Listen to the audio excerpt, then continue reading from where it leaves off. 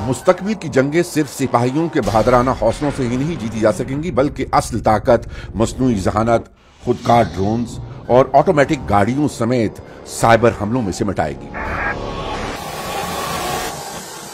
ये वो टेक्नोलॉजी है जो मीनार जंग का नक्शा ही बदल देगी। अमेरिका और चीन इस दौड़ में आगे हैं, मगर यूरोप क्यों पीछे रह गया? अमेरिका जदीद टेक्नोलॉजी से लैस दिफा में आलमी क़यादत का ख्वाहिशमंद है। ये उसकी आलमी ताकत होने की एक वजह भी है।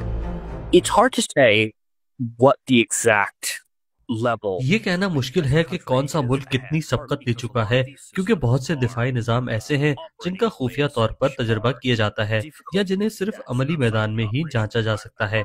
कुछ मालूमात खुफिया होती हैं और बाज़ औक़ात मुमालिक खुद भी अपनी सलाहियतों को ज़ाहिर नहीं करना चाहते। Straightforward about their capabilities before they're used. चीन ने खास तौर पर अस्करी मकासद के लिए रोबोटिक्स में नुमायां तरक्की की है। जदीद साइंस और टेक्नोलॉजी एक मजबूत दिफाई सनत को फरोग देंगी। चीन इस मसले को तवील मुद्दती हिकमत अमली के तहत देखता है।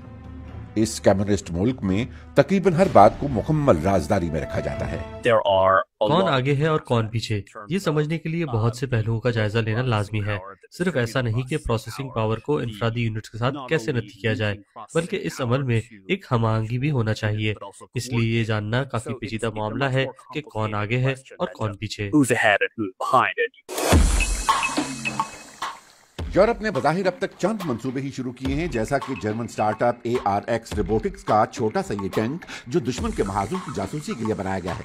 ये यूक्रेन में भी इस्तेमाल हो रहा है। यूरोपीय दिफाई कंपनियों को बड़ा चैलेंज दरपेश है। मार्केट में हम आहंगी की कमी है। किसी भी यूरोपीय कंपनी को कामयाबी के लिए मुख्तलिफ यूरोपीय ममालिक की अफवाज को कायल करना पड़ता है। यूरोपीय यूनियन को शायद इल्म हो चुका है कि 27 रुकनी इस ब्लॉक के 27 मुख्तलिफ ज़वाबित दिफाई शोबे की इख्तरा में रुकावट है। यूरोपीय यूनियन में एक ज्यादा हम आहंग दिफाई मार्केट का क़याम न सिर्फ यूरोपीय सतह पर हमारे स्टार्टअप्स और छोटी कंपनियों को तरक्की देगा, बल्कि आलमी सतह पर भी। अमेरिका और चीन के मुकाबले में यूरोप दिफाई तहकीक और तरक्की में कहीं कम सरमायाकारी करता है। अमेरिका दिफाई तहकीक पर सालाना $100 अरब खर्च करता है। चीन अंदाजन 20 से 40 अरब डॉलर के दरमियान खर्च करता है, मगर दुरुस्त आदाद शुमार खुफिया ही है। यूरोपीय यूनियन इस वक्त सिर्फ $15 अरब सालाना ही खर्च करती है। ताहम 150 अरब यूरो के नए कर्जे से दिफाई तहकीक में सरमायाकारी बढ़ाई जा रही है।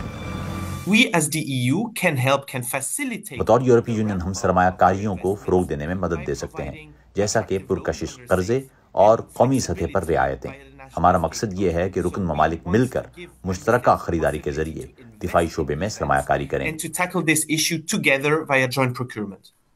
यूरोप मजीद इख्तरात पैदा कर पाता है या नहीं, इसका इन्हिसार यूरोपीय रहनुमाओं के सियासी अज़्म पर है।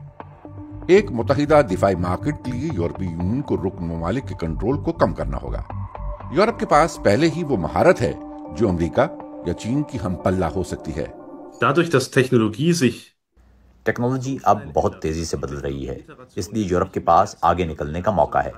बतौर लेट स्टार्टर हम पुराने सिस्टम्स को छोड़कर बराह रास्त जदीद टेक्नोलॉजी अपना सकते हैं। अगर यूरोपीय ममालिक इस रफ्तार और जिद्दत को अपनाएं तो हम अगले 5 से 10 बरसों में चीन, रूस या अमेरिका जैसे ममालिक के बराबर आ सकते हैं।